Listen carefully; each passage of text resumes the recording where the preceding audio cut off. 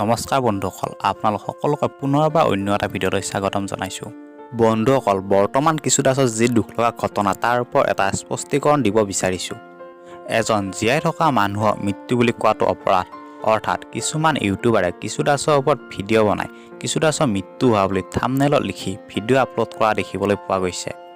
আৰু বৰ্তমান স্ক্ৰীনত দেখি থকাৰ দৰে থাম্বনেইল বা ভিডিঅ'সমূহ এনেদৰে এডিট কৰি ভিডিঅ'সমূহ বনাই আছে। আচলতে ভিডিঅ' এটা যিখিনি কথা উল্লেখ থাকে তাক লৈহে ভিডিঅ'টোৰ ওপৰত এখন থাম্বনেইল বনাব লাগে। এতিয়া যিসকল ইউটিউবাৰে কিছুদাসৰ মৃত্যু হোৱা বুলি লিখি থাম্বনেইল বনাইছে, সেইসকল ইউটিউবাৰক হাতযোৰ কৰি অনুৰোধ জনাইছোঁ যাতে এনেকুৱা ধৰণৰ থাম্বনেইলসমূহ নবনায়। কিয়নো এতিয়া যদি কিছুদাসৰ কোনো সম্পৰ্কীয় ব্যক্তিয়ে এই ভিডিঅ' বা থাম্বনেইলসমূহ পায়, সেই ব্যক্তিজনে অন্তৰত কিমান যে আঘাত পাব পাৰে সেয়া নিশ্চয় অনুভৱ কৰিব পাৰি।